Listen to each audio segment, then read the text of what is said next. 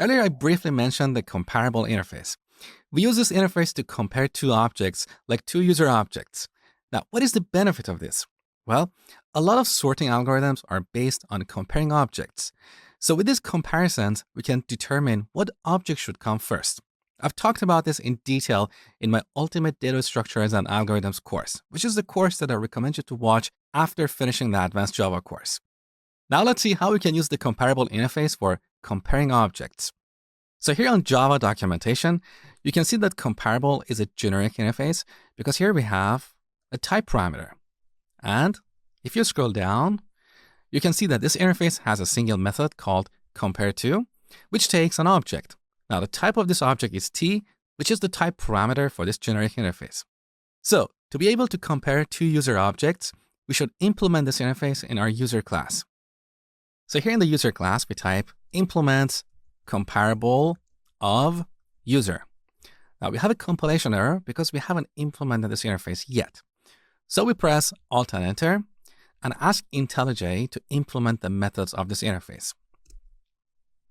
IntelliJ is telling us that the comparable interface has a single method, which is highlighted, which means we're going to implement this. So, okay. And here's our compareTo method.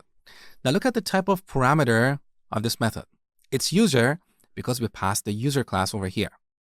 Now let me show you what happens if you forget to pass this generic type argument. So I'm going to undo the changes and simply type implement comparable without the generic type argument. Okay. Now let's implement the methods. Look at the type of this parameter.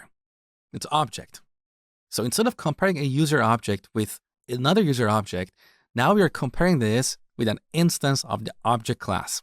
Earlier, I told you the problems with the object class. We have to do an explicit cast here, and it is possible to get a casting exception at runtime. So this approach is unsafe, and that's why we should always specify the generic type argument. So here we pass the user class as the generic type argument. Now, here's the logic we should implement here. If the current user object is less than this other user object, that is this parameter here, then we should return a negative value.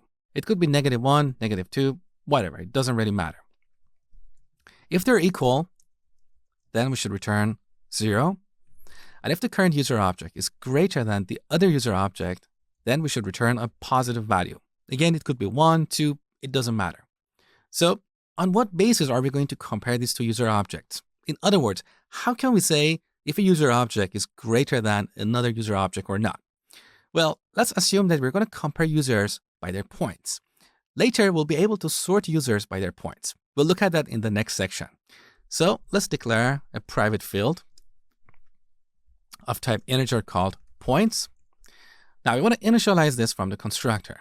So let's quickly add a constructor, public user integer points. And here we set this.points equals points. Now back to our compareTo method.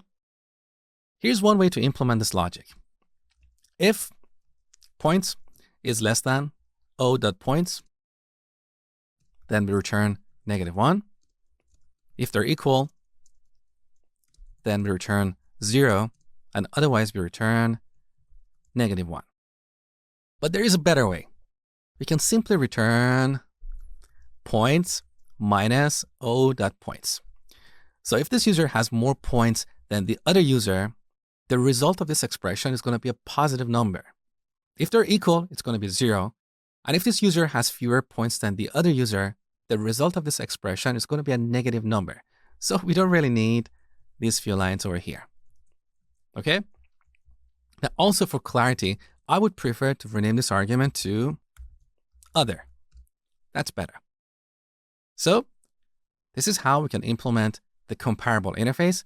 Now back in the main class, let's compare two user objects. So here's one user, new user with 10 points. And here's another user with 20 points. Now in Java, we cannot write code like this if user1 is less than user2. We can only use this operator to compare numbers and characters. So to compare two user objects, we'll have to use our compareTo method. We pass user2 here, Then we check to see if the result is less than 0. We can print a message like user1 is smaller than user2. Else if user1.compare to user2 equals 0, then we can print user1 equals user2.